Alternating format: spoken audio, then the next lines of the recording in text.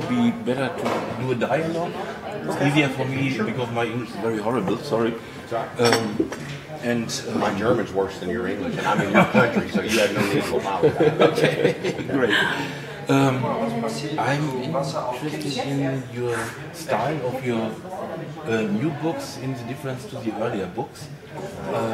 When I read the Kevin Leonard books and then I read the news books, German titles only, The Edge of Dark Water, the newest one. Here in Germany, I read that you publish more books now with the aim.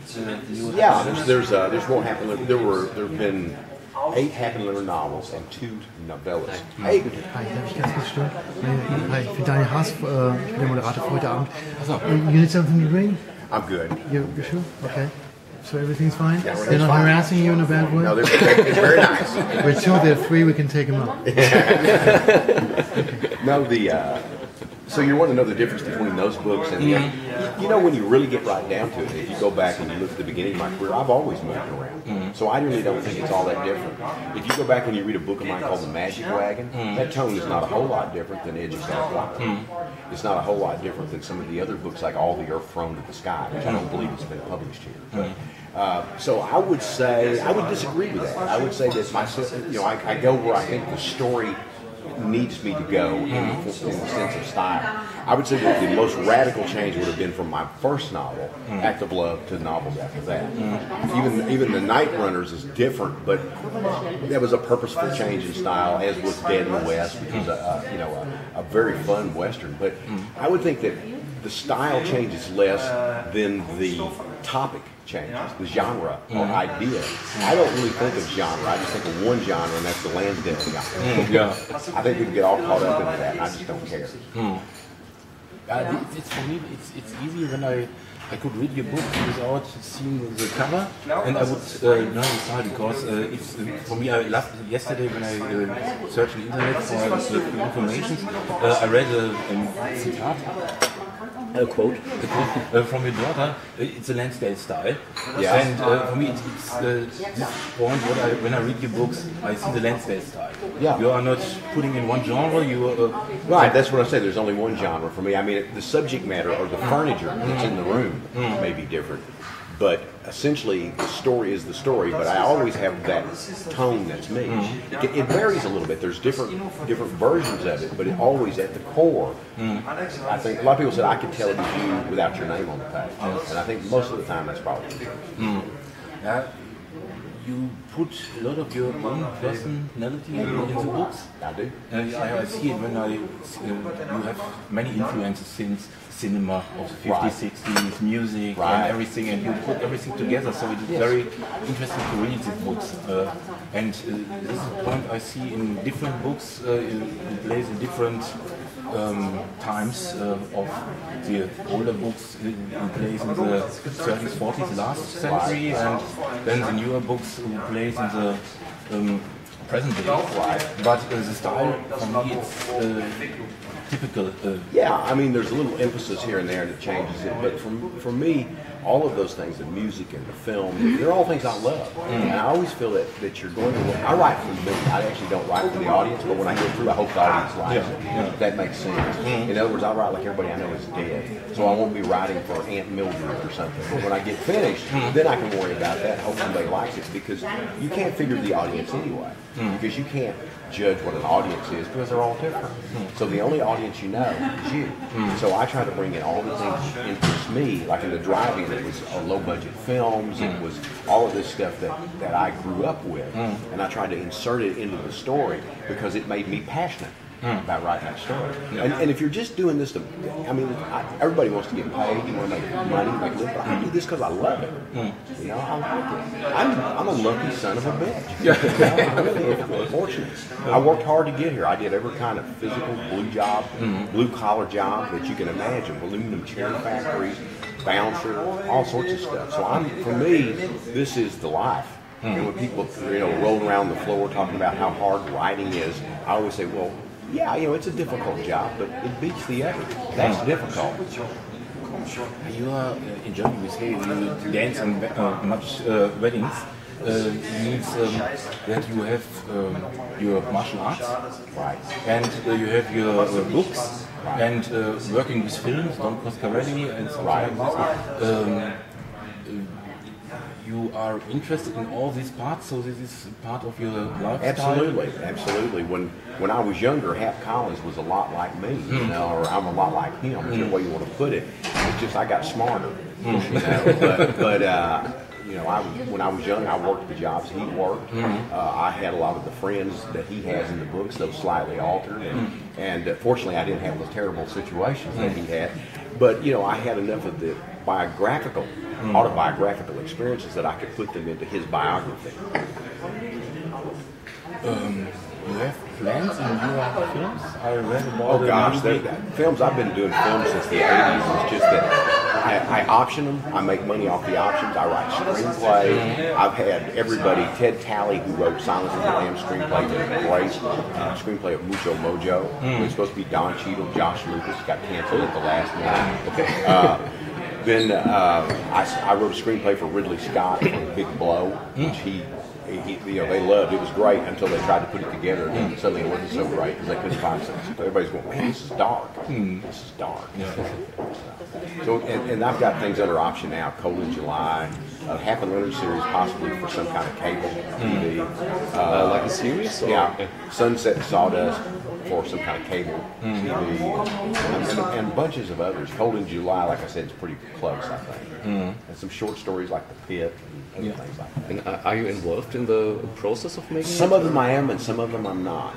It just depends. I produced a little movie that my son wrote based on a short story of mine that did get filmed, but it's very low budget. It's not a big, you know, ambitious major work, but it was fun. It should come out before too long. And you're also writing the scripts for the series, or are you not involved in the If writing it process? goes and they actually do it, I will at least write probably one script or so per season. Yeah, so to stay involved. Yeah, to stay in. That's enough. You know, I've done a lot of screenplays. I've sold a ton of them or optioned them or whatever, you know, and they've never been made. So that's not unusual for screenwriting. No, heard about it. I used to write for Batman the Animated Series too, and those were filmed, you know, and I did 3 for Batman the Animated Series, 1 for something like Batman and Robin Adventures or something, and then Superman I wrote 1, Superman Animated. I wrote a Jonah Hex short for Jonah Hex. It's 11-minute. I don't know if y'all have seen that. No. It's in a thing called DC Showcase, DC Comic Showcase. It's all these little short pieces on different characters, and I did Jonah Hex. Thomas Jane was the Hex voice. Yeah, I saw it on the internet. You are very busy. When I was very surprised when I read about the new book, Edge of Dark Waters, and then I saw there comes a lot. I wrote in a short email on Facebook, and a few weeks later I saw you have a Leonard book and new plans with your family. You're very close to your family. Absolutely, yeah.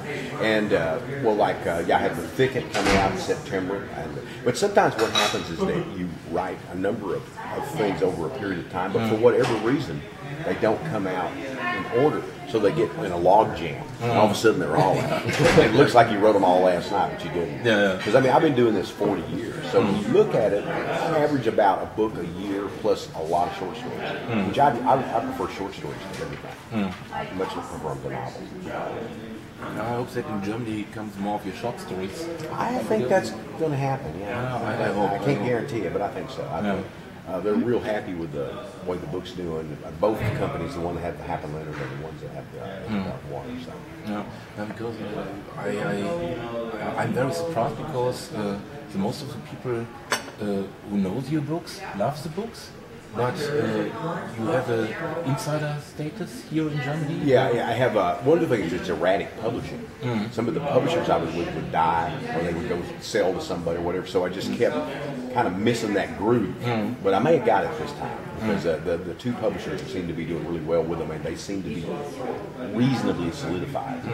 I was very happy that I saw that there's one of my favorite publishers here in Germany took a lot of your books now, Bochum. It's a small Berlin publisher, but they did a great job because the publisher, the chief of this company, is a translator of your books. Michael. Hans.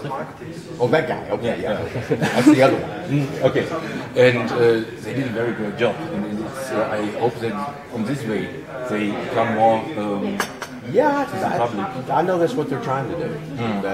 Because he told me we don't understand. We keep thinking it was going to happen with other houses, but then those houses would die or something. But they believe, just like I do, is that it's in the publishing. It's not that the publishing was bad, but just that it didn't last and it died. So this may be a change. We hope. Yeah. In Italy, it's just huge, and of course at home I do very well. But in Italy, it's huge. It does well in some of the other countries, but this one is growing, and I have a feeling we may be on a trend. I hope. Yeah, I hope so. I was very happy that I saw that you come to Germany now. Yeah, I was here last year. Last time. I did a tour for the Half and Litter book, Bad Chili, last year. We missed I had that. big crowds. I've had good crowds. You know, the Austrian crowd was small, but all the others were big. Now I don't know about here tonight, but the response has been great. Great, because the last time I realized it too late was Cologne, Lit Cologne. Yeah, that's a long time It's a long time ago. It was the last time I realized that. You know what's funny is back when I went to that, it looked like I was going to take off then. It didn't happen. And they brought me back the next year to Leipzig. To Fantasy Fest or Fantastic Fest. Yeah. I don't know. Anyway, I was at that, and I had a lot of fans there, really nice. And then it just kind of went dead. They would buy something, but it disappeared. Buy something, but now we'll see. Yeah, I hope so. A lot of the scenes coming as well.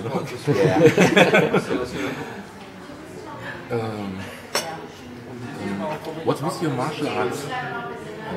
I've been doing martial arts 50 years. I'm getting kind of long in the tooth now, as they say. I'm getting old.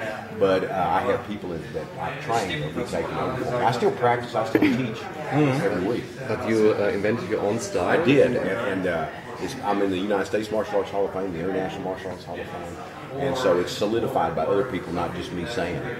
And but I studied many other different arts as I was growing up. And my father started teaching me when I was about 11, boxing and wrestling, and then I went over into more traditional martial arts and somewhat non-traditional, and then it just evolved. It just happened. And what is your style based on? Well, it's based on all those different arts, but it's not based on a fruit salad of arts. It's based on a combination, meaning that it's not, I'll hit him if he's here, and then I'll grab him and put him in a lock. But I might here and lock in here, go to the lock here, or break off to the lock and hit and upset his balance here, Yeah. Right there, but one thing flows into the other. It's not set or designed to do this if this happens, this happens. It's all kind of unified. That make sense? Yeah, it does. That's the best I can do it in a little short. Yeah. So, but it's not just based on something like Wing Chun. It's based on No, a I lot studied of a different little stuff. bit of Wing Chun. I know very little about that art. I studied more the Jeet Kune Do version of it, and only a little of that. But it has elements of that. But mostly, I'd say like boxing, Kempo, Hapkido, Daito-Ryu, Aikido, Thai boxing. Some of those things and have influenced it over the years. Judo, Jiu-Jitsu. So you studied those martial arts forms too. So. Yeah, and sometimes what happened to me is that when I was a kid and I was studying at what they call the YMCA, is that I would go in and people would teach me for a couple of years and they'd go. So somebody else would come in. So I didn't always get to choose, but it actually turned out for me to be a good thing. Yeah, because I never quit studying what I'd learned before. I'd always have some friends or something that we were still doing the judo or something like that. Yeah.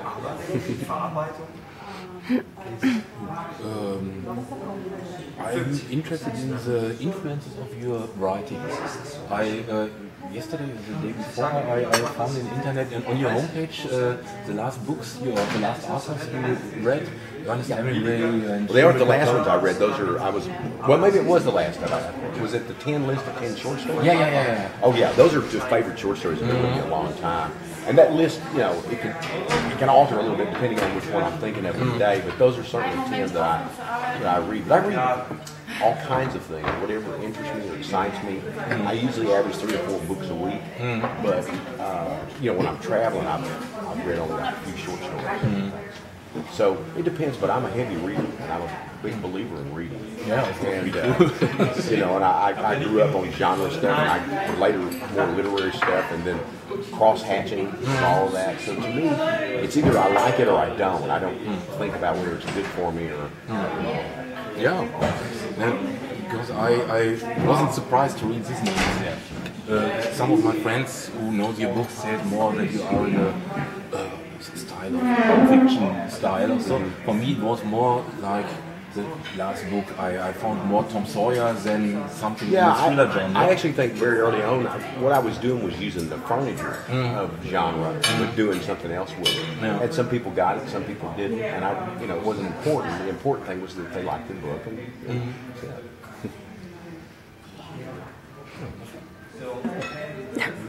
How are we doing? I'm ready with my questions. I don't want to take too much time. No, it's good. Thank you. I appreciate that. Anything last? Are we good? Do you want to say something last? Howdy.